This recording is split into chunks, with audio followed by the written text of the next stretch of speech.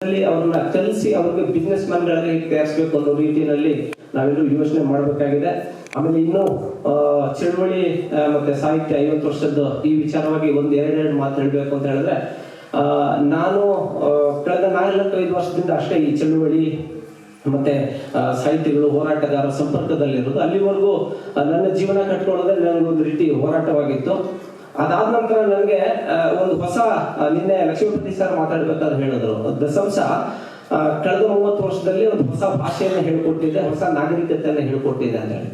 ಅದಕ್ಕೆ ನಾನೇ ನಿನ್ನೆ ಇಂಟ್ರಸ್ಪೆಕ್ಟ್ ಮಾಡ್ಕೊಂಡೆ. ನಾವು ಮುಂಚೆ ಈ ಚಳುವಳಿಯ ಸವಾಸ ಇಲ್ಲದೆ ಇದ್ದಾಗ, ಮತ್ತೆ ಬಾಬಾ ಸಾಹೇಬ್ ಅಂಬೇಡ್ಕರ್ ಅವ್ರನ್ನ ಓದ್ಕೊಳ್ದೇ ಇದ್ದಾಗ, ವೈಚಾರಿಕ ಸಾಹಿತ್ಯವನ್ನು ಓದ್ಕೊಳ್ದೇ ಇದ್ದಾಗ, ಒಂದು ರಸ್ತೆನಲ್ಲಿ ಹೊರಡ್ಬೇಕಾದ್ರೆ ಒಂದು ಮಹಿಳೆ ಸ್ಕೂಟಿ ತಗೊಂಡ್ಬಂದ್ರೆ ನೆಟ್ಟಗೆ ಸ್ಕೂಟಿ ಓಡಿಸೋವಾಗ ಯಾಕಾದ್ರೂ ನೋಡಿ ಬರ್ತಾವೋ ಇವು ಅಂತ ಹೇಳಿ ನಾನು ಮಾತಾಡಿದ್ದು ನನ್ಗೆ ನೆನಪಿದೆ.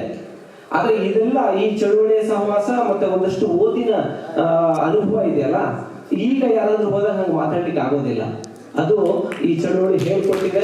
ಈ ರೀತಿ ಅನೇಕ ವಿಚಾರಗಳಲ್ಲಿ ನಾನೇ ಅನೇಕ ವಿಚಾರಗಳನ್ನ ಕಲಿತಿದ್ದೀನಿ, ಇನ್ನಷ್ಟು ಕಲಿಯೋದಿದೆ.